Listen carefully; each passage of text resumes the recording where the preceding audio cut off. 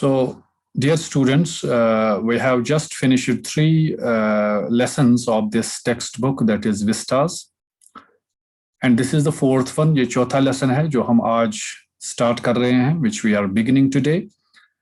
And it's a very beautiful story, बहुत ही खूबसूरत story है, and a very beautiful lesson written by one of the greatest American short story writer, Pearl S. Buck.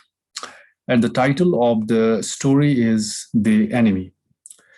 तो ये जो आप short story पढ़ रहे हैं ये बहुत ही दिलचस्प और बहुत ही खूबसूरत शॉर्ट स्टोरी है और इसको लिखा है एक मशहूर राइटर ने. She is a very famous writer. Actually she was from America से वो थी असल में. उसका नाम है पर्ल एस बक और then she lived a good time of her life. उसने अपनी ज़िंदगी का एक बड़ा हिस्सा जो है वो चाइना में गुजारा. Though she was basically from America, but lived a good period of time in China. So this story is just like that. तो जहाँ तक इस स्टोरी का ताल्लुक है तो इसके बारे में मैं एक दो चीज़ें पहले ही आपको बता देता हूँ. Then it will be very easy for us to understand. तो पहले मैं इसका थोड़ा सा बैकग्राउंड आपके सामने रखता हूँ. Then it will be very easy for us to understand and to go forward. तो पहले हम इसके टाइटल की तरफ आते हैं. The enemy. Enemy का मतलब दुश्मन. तो आप सब लोग ये जानते हैं, you are very much aware of the fact कि एक enemy के साथ हमारा क्या सलूक होना चाहिए. तो यूजुअली हम समझते हैं कि जो हमारा एनिमी होता है, जो हमारा दुश्मन होता है, उसके साथ अच्छा सलूक नहीं होना चाहिए क्योंकि ही और शी डजंट डिजर्व दैट. वो उसको डिजर्व नहीं करता है. जो हमारे दोस्त हैं, जो हमारे फ्रेंड्स हैं, वही अच्छे सलूक को डिजर्व करते हैं. आमतौर पर हम यही समझते हैं. लेकिन जहाँ तक इस शॉर्ट स्टोरी का ताल्लुक है, इसमें आप एक अजीब चीज़ देखेंगे कि एक आदमी है, उसका एक दुश्मन है, लेकिन वो अपने दुश्मन के साथ अच्छा सलूक करता है. हम एक्सपेक्ट करते हैं कि वो दुश्मन के साथ अच्छा सलूक नहीं करेगा, but he deals with his enemy in a very good way. तो This short story is about human emotions. ये इंसानी जज्बात के बारे में है. तो जहाँ तक इस स्टोरी का ताल्लुक है, इसकी जो सेटिंग है, as far as its setting is concerned, तो आपको इस बात का इल्म होगा. You might be knowing that 2 world wars have been fought so far. 2 बड़ी आलमगीर जंगें जिनको हम वर्ल्ड वॉर्स कहते हैं वो लड़ी गई. The first World War was fought in 1914, 1914 में, and the second one was fought in 1939. वो 1939 में it started in 1939, but it concluded in 1945, and it is called Second World War. और इसी Second World War में आपने ये भी सुना होगा कि उसमें जो तकरीबन सारी दुनिया इन्वॉल्व हो गई थी. The whole world was involved in this war. That's why it's called a world war. Especially there were 2 countries, 2 मुल्क थे जिनके दरमियान बहुत ज़बरदस्त जंग चल रही थी. One of them was America, the United States of America on the one side, and on the other side there were many countries, लेकिन उनमें से एक अहम country जो थी, that was Japan. So there was a huge tension between these 2 countries, USA and Japan. तो USA के जो लोग हैं वो जापान का अगर कोई शख्स होगा, आर्मी होगी, कोई सिटीजन होगा, वो उसको अपना दुश्मन तस्वर करते थे. And if there was someone from America in Japan, तो जापान वाले जो है उसको अपना एनिमी तस्वर करते थे. तो ये हालात थे. लोग एक दूसरे के खून के प्यासे थे. People wanted to kill each other desperately. वो एक दूसरे को मारना चाहते थे. तो मारदाड़ का दौरा था. It was second world war that was going on. और इसी जंग में आपने ये भी पढ़ा होगा कि atomic bomb was used on 2 cities of Japan, Hiroshima and Nagasaki. उस पर वो बॉम्ब्स भी गिराए गए इतनी डिस्ट्रक्शन हो गई, such a huge destruction was created. खैर हमें उस तफसील में नहीं जाना है, मुझे सिर्फ इतना बताना है, I have to say that this story, our story, the enemy is set in that environment. इसी एनवायरनमेंट में हमारी स्टोरी सेट होती है। ये सेकंड वर्ल्ड वॉर का वक्त है जब ये वाक़ा होता है जो आप इस स्टोरी में पढ़ेंगे। तो आप क्या पढ़ेंगे, बिफोर यू रीड की तरफ आप आ जाएं, तो आप देखें यहाँ पर लिखा गया है, it is the time of the world war.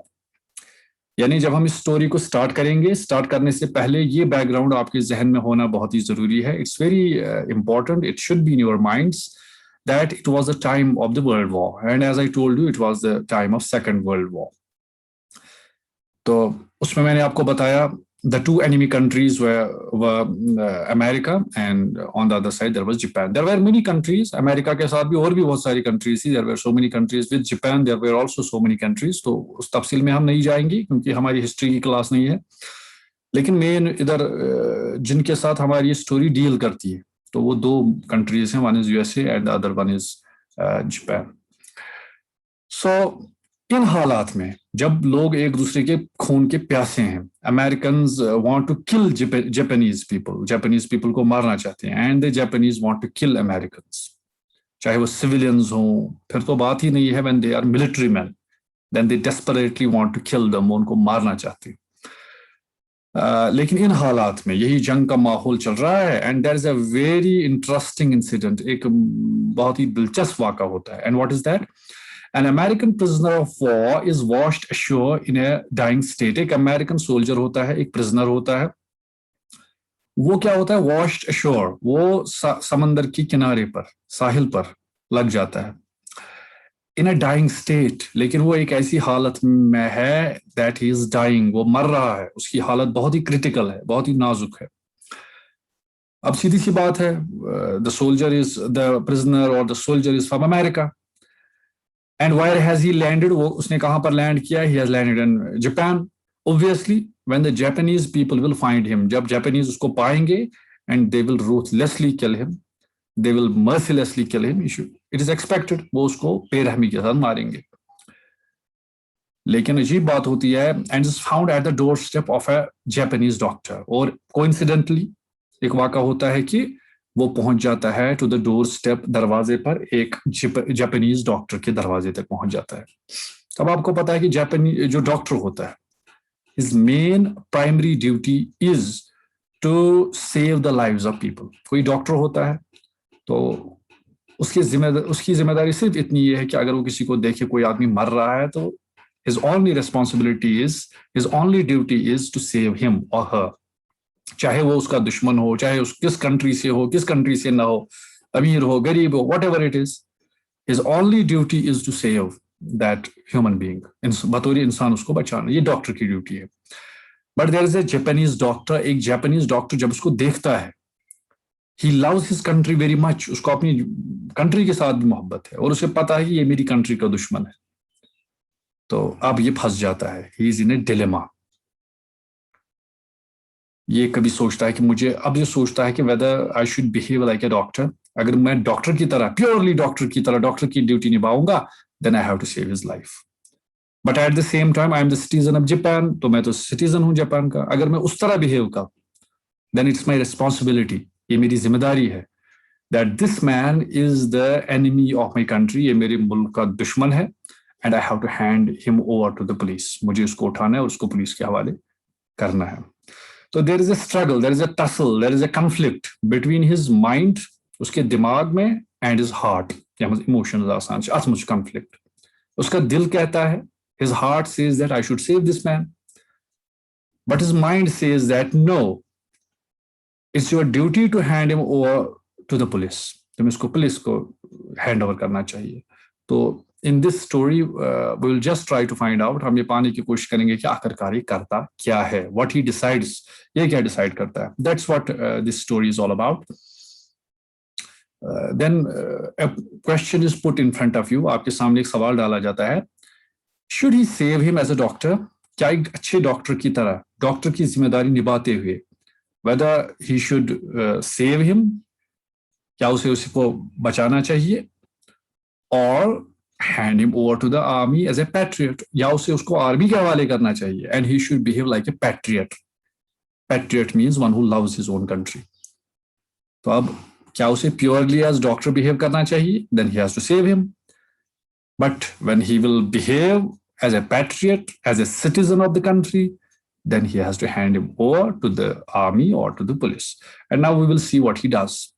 So this story is about this very incident. तो अब हम देखेंगे कि कैसे इसमें बताया गया है. तो जो हमारा डॉक्टर है, इसके बारे में भी आपने जानकारी हासिल की. तो डॉक्टर का नाम है doctor Sadao, SADAO, doctor Sadao. तो this doctor is the doctor जो पाता है उस प्रिजनर को. तो अब हम सीधे आएंगे. We will just rush over to the lesson and we will trying to find out what happens and how it happens and what finally the doctor decides and how he decides. तो ये हम आगे lesson में पढ़ेंगे. And for that you will open up your textbook and just we will do a patient reading of the lesson. So the writer says that Dr. Sadao Hoki's house was built on a spot of the Japanese coast where as a little boy he had often played. ये जो ये हमारा doctor सदाव है, इसका मकान जो है वो बिल्कुल एक built on a spot of the Japanese coast. एक साहिल है, जापानीज साहिल है समंदर के किनारे. तो वहां पर एक ब्यूटीफुल सी जगह है, तो वहां पर उसका मकान बना हुआ है. And when he was a boy, जब ये छोटा था, he used to play there, वो वहां पर खेलता था. And then they built a house for themselves there, फिर ने अपने लिए वहां पर एक मकान बनाया. And now he is living there at the coast पर वो रह रहा है. The low-square stone house was set upon rocks well above a narrow beach that was outlined with the bent pines. और यहाँ पर pine trees थे, narrow area था, ये narrow beach था. There was a beach, a beautiful beach. तो इसी पर ये set था. In a very obviously सामने समंदर है, there is a beach. So obviously it's a very beautiful place जहाँ पर where his house has been built. As a boy, Sadao had climbed the pines. और जब ये छोटा था तो इन pines पर चढ़ता था. Supporting himself on his bare feet, नंगे पैर ये उन पर चढ़ता था. Climbed the pines, supporting himself on his bare feet, as he had seen men do in the South Seas. जैसे कि South Seas में लोग करते थे.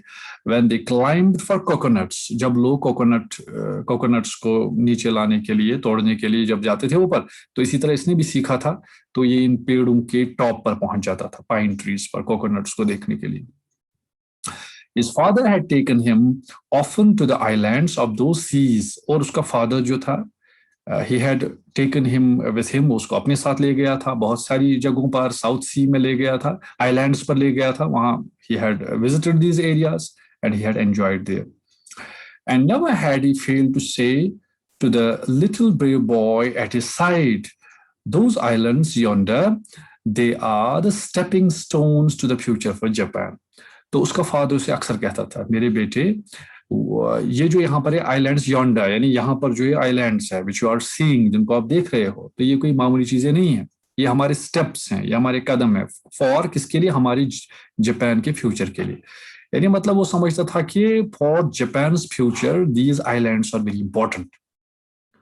ये यहाँ के टूरिज्म के लिए बहुत ही इंपॉर्टेंट है, यहाँ की डिफेंस के लिए बहुत ही इंपॉर्टेंट है, यहाँ की सेफ्टी के लिए बहुत ज्यादा इंपॉर्टेंट है.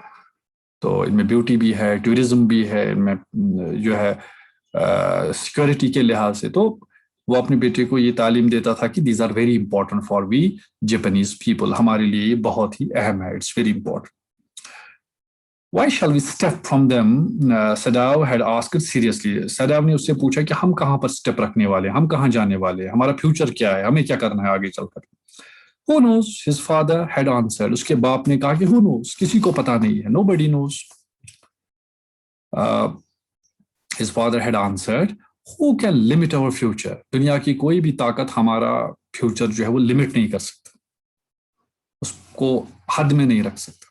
It depends on what we make it. हमारा फ्यूचर उस चीज पर डिपेंड करता है, इस चीज पर डिपेंड करता है कि हम how we make it, हम कैसे उसको बनाते हैं. तो यहाँ पर एक इशारा देता है राइटर की, जो जापानीज पीपल है ना, they are very hard working, they are very strong, they have a great belief in themselves. बहुत ही अच्छे लोग हैं, वरना आप देखिए in the second world war they lost the battle, वो हार गए. And two of their main cities, Hiroshima and Nagasaki, as I told you, they were totally destroyed, these two cities. And thousands of people were killed. Their economy was, destroyed. Their political system was destroyed. Everything was destroyed. लेकिन आज भी, even today, one of the most developed countries जो दुनिया में है, one of the most resourceful, या one of the most industrial countries जो दुनिया में है, one of the most richest countries जो है दुनिया में, तो उनमें जापान का नाम आता है, because they are very hard working. और वो उनका बिलीफ है, they have a belief that they are the makers of their own future, कि वो अपना फ्यूचर जो है वो खुद बनाते हैं. Sadao had taken this into his mind as he did everything his father said.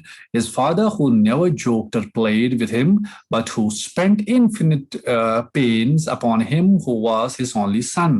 उसका जो फादर था उसका एक ही बेटा था और वो यही डॉक्टर सदाव. तो वो उसके साथ ज्यादा खेलता नहीं था, उसके साथ ज्यादा टाइम भी उतना ज्यादा नहीं गुजारता था.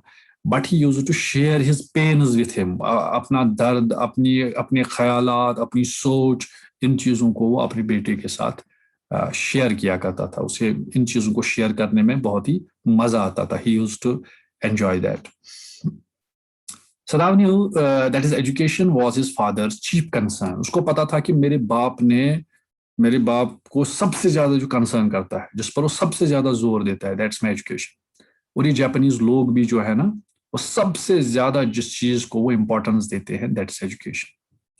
और एजुकेशन की वजह से ही वो उस मकाम पर पहुंच गए जिस मकाम पर वो हैं. तो मुझे याद है, मैंने कुछ साल पहले एक किताब भी पढ़ी थी और उसमें ये लिखा था कि उसमें यही एक्सप्लेन करने की कोशिश की गई थी कि what are the reasons behind Japan success. Japan इतना कामयाब कैसे हो गया, हालांकि इसको इतना इन सेकंड वर्ल्ड वॉर इसका इतना ज्यादा नुकसान हुआ. तो उसमें यही बात बताई गई थी कि that they overhauled their entire educational system. उन्होंने सारा जो अपना तालीम का निज़ाम है उसको चेंज किया और अपने बच्चों की तालीम पर सबसे ज़्यादा जोर दिया.